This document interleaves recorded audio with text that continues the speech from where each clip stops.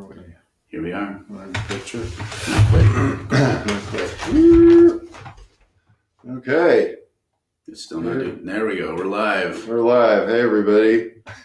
So before we start our thing, if anybody out there is really well versed in Facebook Live, can you message me? For some reason, when we try to start a live feed from a page, it doesn't work. It only works from my personal profile.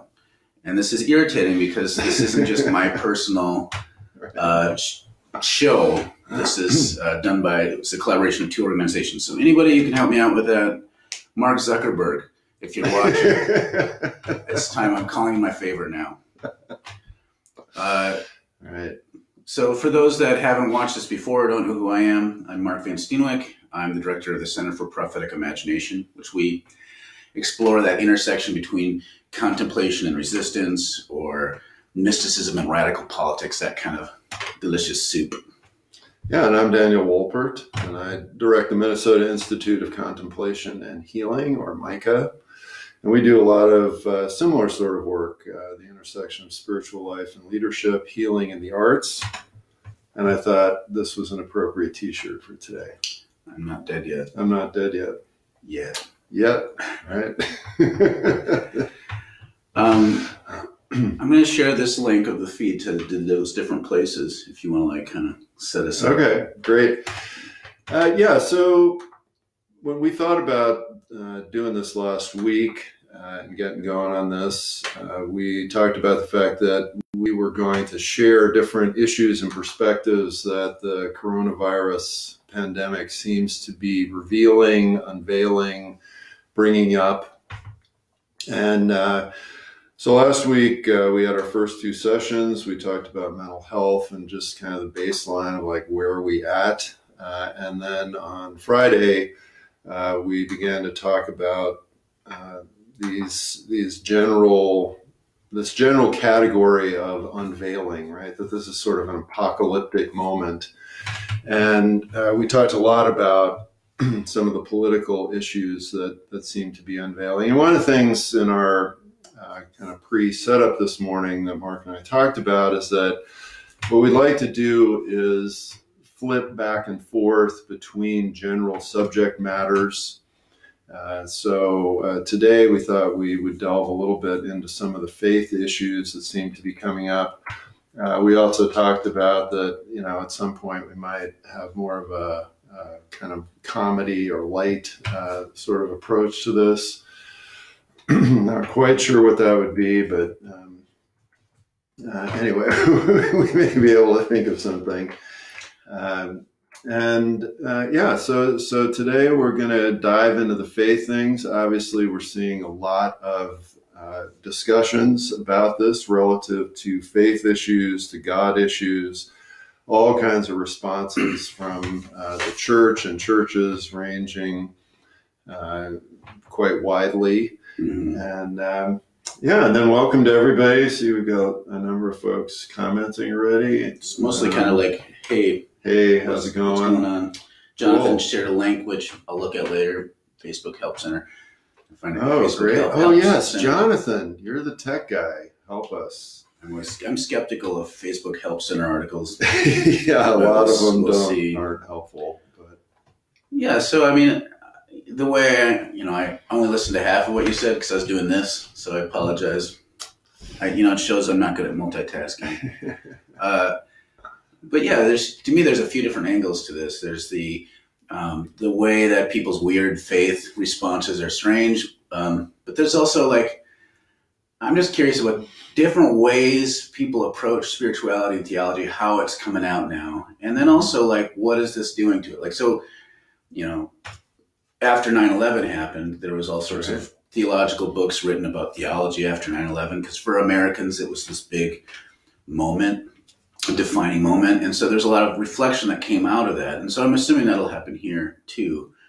Of course, what was interesting about that time versus this time, right, that'll be neat to watch is that, so after 9/11, all the churches were full because people could get together and go to church. So now we're having this moment where maybe people are turning to their faith, but they can't go to church, or at least most of the mainline churches, right? Then you have this other phenomenon of there are some churches that are full, and then soon they'll be full of sick people. Yeah, so that's just that spatial difference is kind of fascinating. Yeah, and which I'm assuming that this will hasten the numeric decline of the church in America, because people who are, once you break a habit of something, a lot of people go to church out of habit, and this habit might be broken for them. But I want to kind of respond to the people who are still like almost with bold defiance going to church still, because that's, I grew up, for those who don't know, I kind of came up among charismatics and Pentecostals in rural Minnesota. That was my, I had my conversion, fundamentalist Bible camp conversion at 14. And I would have been the sort of person who would have thought all this was stupid, like that these people are being irrational because liberal elites do that. And, and that like, if you have faith, you still go to church. And so I'm seeing a lot of that, and it's been surprising me how much I've seen that, because I almost always work under this assumption that I'm living in a Facebook bubble. So when all of a sudden people are like, here's a picture of me at church, and there's like, 500 people, and they're like, yeah, screw you, liberal elites. Like, I'm like, wow, that made it through the gauntlet into my bubble. Well, and it's interesting how it is connected with this very kind of toxic masculinity. Yes. Right. So there's a one pastor that's like, we're not going to be wusses. There's a lot of that kind of language. Like, we're not going to be afraid of this virus. And, you just shook your fist, right? I'm going to punch that virus in the face. Right. Yeah. And so there's this very toxic, masculine American kind of approach to that, which... Well, even the way Trump is referring to himself as a wartime president now, like using the metaphor of war, like, which we do for all kinds of stupid things in this society, but like, we're not at war with a virus. It's not exactly how it works. Wow. So instead of using a healing and care metaphor, he went for a war metaphor. Right. Yeah. So what, have you got any... no questions yet. No questions or comments? I'll keep looking back at it. So, I mean, if we're curious about your experience of faith from different angles, like some of the things you're seeing that maybe you want to like poke at as you think of as an unhelpful response, maybe how you personally are responding to this from your own faith. Like, what is it revealing to you? How are you experiencing faith? Yeah, and one of the things you brought up when we were just getting going beforehand, which I do think is very central to all this, is the issue of the image of God, right? So I've had a number of friends, seen a number of posts and comments, and these would be folks in the more mainline traditions that want to be very clear to say, I'm not saying God sent this virus to hurt us, right? So, that's clearly one of the ideas of the image of God, right? This sort of wrathful, the psychotic warlord image, as I like to call it.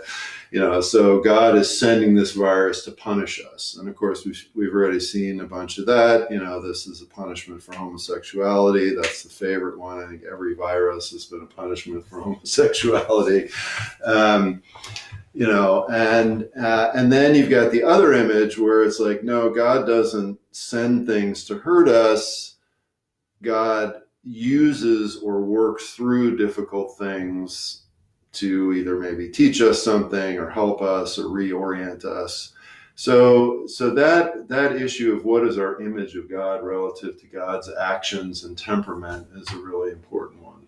Yeah, whether we see God as the cause or an agent. And even with that second one of like somehow experiencing God being present in it, that gets tricky, because like even the idea of like God allowed this to happen to teach us a valuable lesson is like still right. Still kind of abusive. Yeah. But there is like, as things happen to us, we experience one who suffers with us so that we can like grow in our capacity. That's more of an accompaniment model of God. And I've seen this, and this one's going to be, I know some of you that are watching are probably maybe think like this, so you might feel like I'm chastising you, but I've seen you switch God with the word nature, the idea that this is nature's vengeance to cleanse the world of the real virus that is humanity, which gets into very Malthusian kind of ideas that the problem is that humanity as a whole is this plague, which tends to lump in like Jeff Bezos with, I posted on this earlier on my Facebook, with some indigenous child in Papua New Guinea as both representing the same plague. Those are different kinds of ways. There's different ways of being human. Mm-hmm. And so lacking an analysis to understand which patterns of humanity are toxic and just throwing all of humanity under the bus doesn't help us at all, because it's not like we can just hope and pray for a plague to wipe us out to save the earth. Maybe instead we should come up with tactics and like maybe end the way we do capitalism and environmental degradation. Well, to me, the other challenge with that line of thinking is that it does what I see all the time, which is that it separates us as human beings from nature. Yes. And we're not separate from nature. I mean, we are a part of nature. We've arisen out of nature. Therefore, everything that we do, both good and bad, is a part of nature. But I see this all the time of kind of like, well, the trees are good, people are bad, right? That, you know, nature is good, people are bad. And you know, and that's just a very inaccurate distinction. And and so much of this gets at issues of kind of cosmic agency, right? Like, is there, and of course, this is where the atheists come in and just say, well, the whole discussion is silly because there isn't any cosmic agency. There's just, you know, molecules bumping into each other, heat, energy, light happening, and just whatever happens. And so, you know, that sense of, how do things unfold? How do things happen? Is very, very interesting to reflect on. And so there's some comments coming up here that I can draw on. Ellen points out that, you know, Biden is also used as sort of like punching the virus in the face kind of message. It doesn't surprise me at all. Hashtag where's Joe? Like, He's talked about a lot of things of punching things in the face. That's his go-to. That is his go-to. Toxic masculinity lives on both sides of the political aisle, which is a small spectrum anyways. Merv Horse wrote, I take part in a daily meditation session, 45 minutes, with a church in New York. This morning there were 25 participants. Zoom has been a godsend. I've been seeing that a lot more. And again, I don't know how much this is a bubble effect. Of course, if you're watching Facebook, you're going to notice people's digital activity more. And I don't know how representative it is, but I've been seeing a lot of there's prayer and coffee times.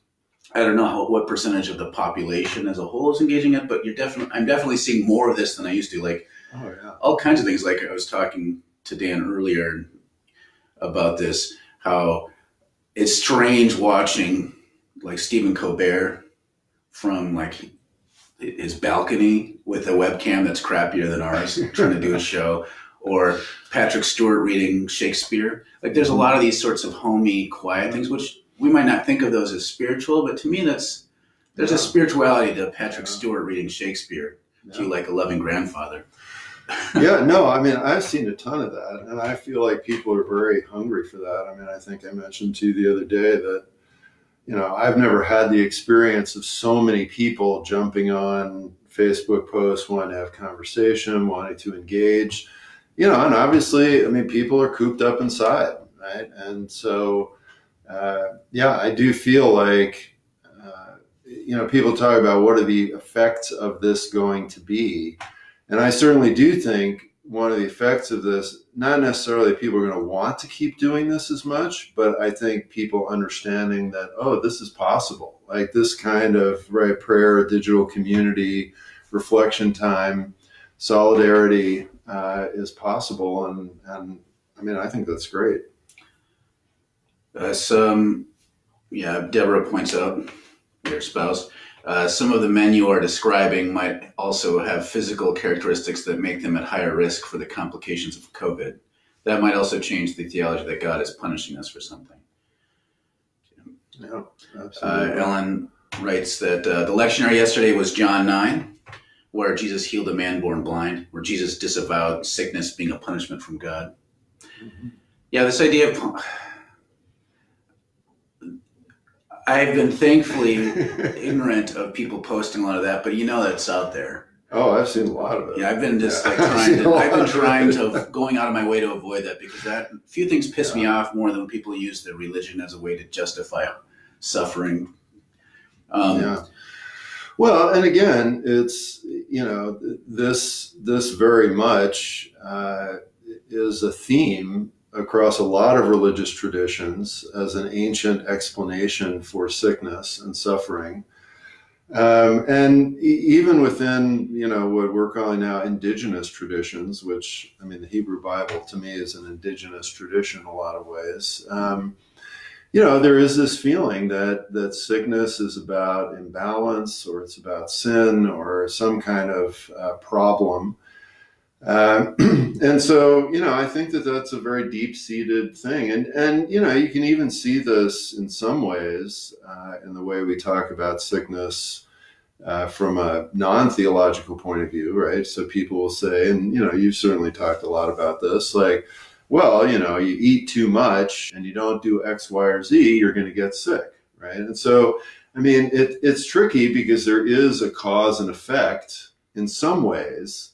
But then there's idea when you layer on top that there's this invisible being keeping score behind the scene and coming to get you. That's what becomes really, really horrible. There's a balance in cause and like the idea of, I don't think we evolved for hyperglobal mobility, right? Right. So hyperglobal mobility, starting with the conquest leading to today, is going to cause more sickness. So is that, if you want to use the metaphor of balance, maybe that works, but it does, when you start looking at balance to saying like, and here some folks commenting, I think I'm going to cluster a few of these, DG Holmes. COVID cluster. COVID cluster. And God allows these things to happen so God can suffer along with us, ? Mary F. Turco writes, Richard Rohr says God uses everything not as a punishment or a way to improvement, but as a time for joining. Even now, like I've just been thinking about this, and this isn't me trying to assert my view over, but I'm explaining how I look at this.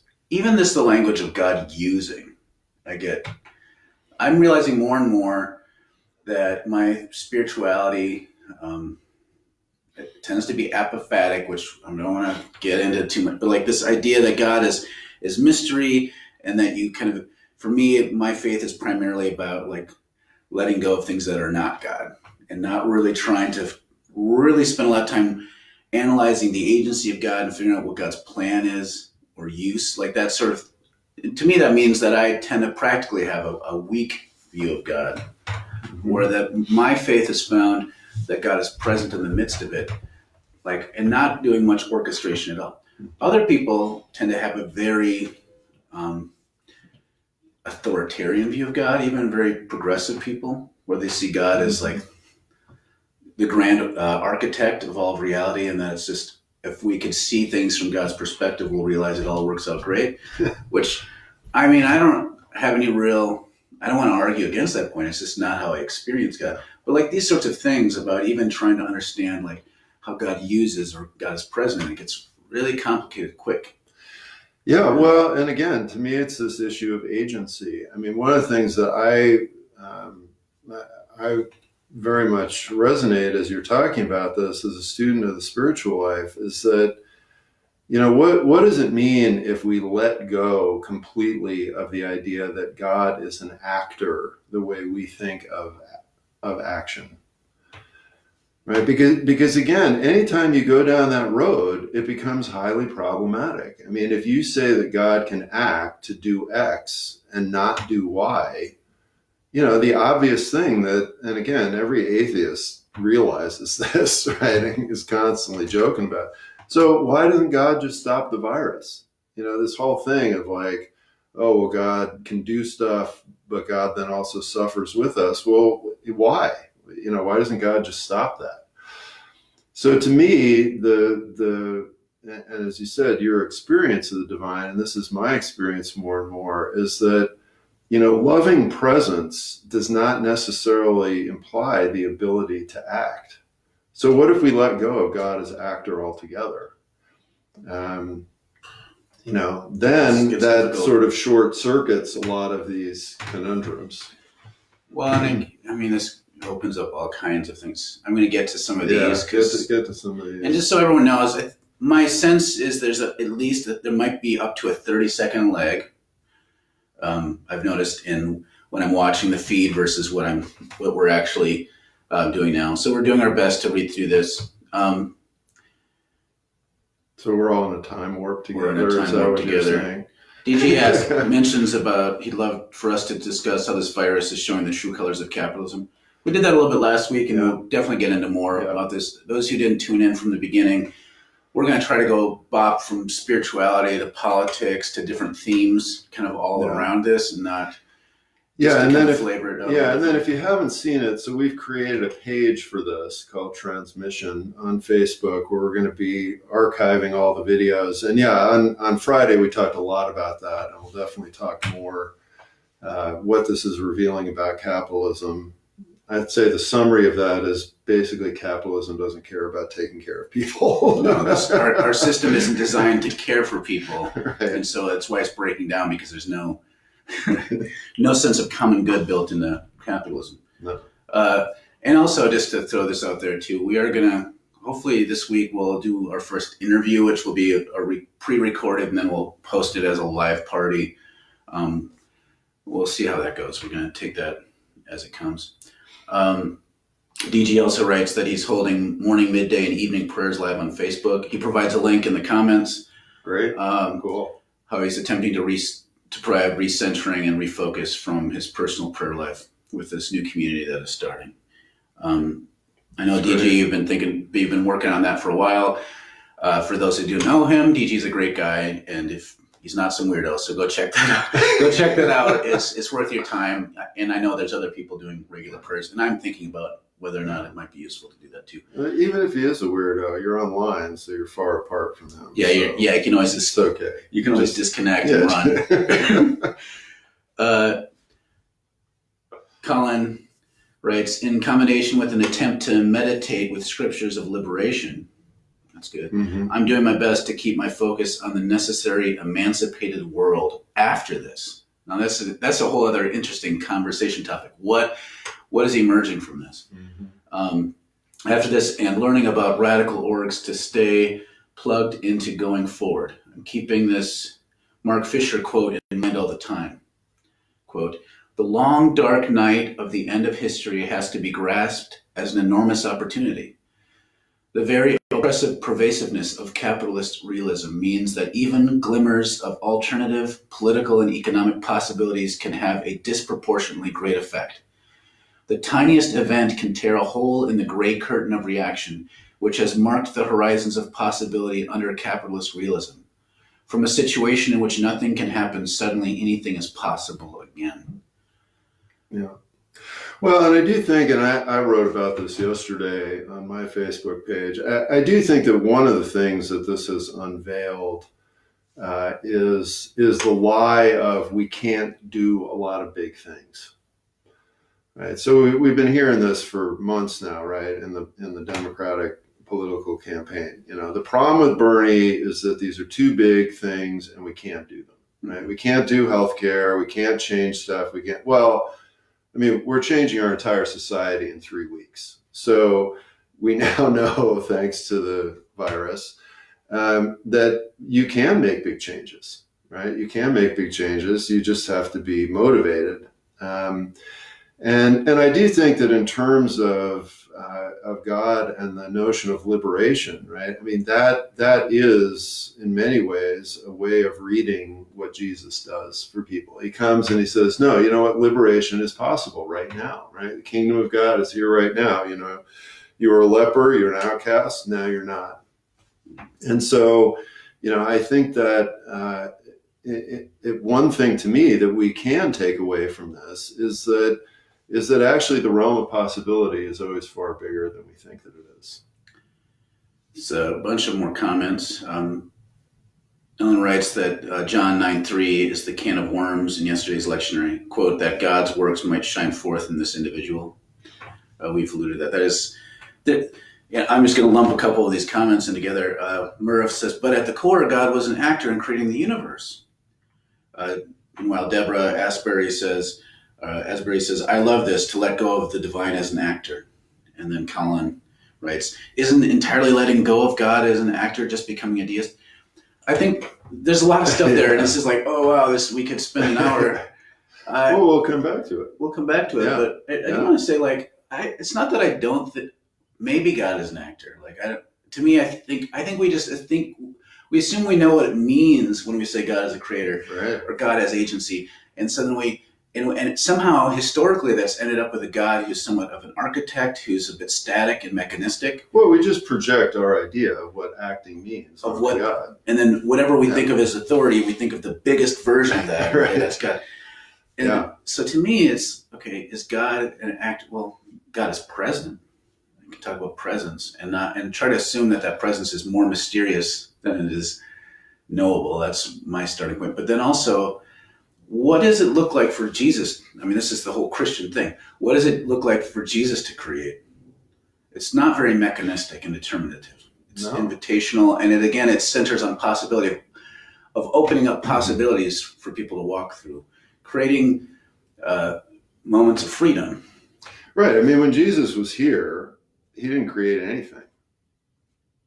Right. He made some wine. Well, right. He made wine. Yeah. That's about it. Right. But I mean, he didn't make an organization. He didn't make an empire, which is what a lot of people thought, right? Again, if he's God, he's the biggest imperial actor. He didn't do much of anything. I guess he did some carpentry work when he was young, but, that's about it. He mentioned, according to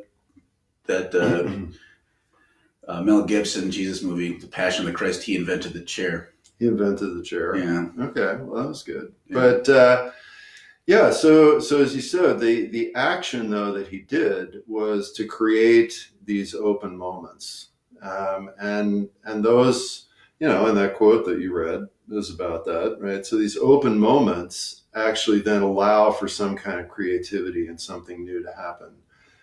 And so to create and allow those, and this is what the spiritual life does, is in our own minds and in our own communities, it allows us to have these open moments where something new and hopefully more loving and life-giving can happen. And that's a very different kind of agency. Yeah, so I think it's more of a, not like saying God isn't an actor, it's just we can't just assume we know what those things mean. Mm-hmm. We got to be careful. Because, I mean, it leads, a lot of this stuff is part of the infrastructure of crap theology. Not that it doesn't have to be, but like it tends to play into these assumptions. Yeah. Just more things on here, just to I want to get to as much as I can. Alan writes again, have you ever seen those memes with Joel Osteen quotes superimposed over pictures of starving children from the third world? Unfortunately. Man, Joel Osteen, that's another kind of, I haven't listened to any of his. Is he still having big they had him on Good Morning America today talking about faith and they're still having coronavirus. Oh wow! Yeah. He's another person I will intentionally why don't they have us on Good Morning America? I don't know. All right. If I were in charge of Good Morning America, I'd have no idea. Our binary way of thinking. This is from Deborah Asbury.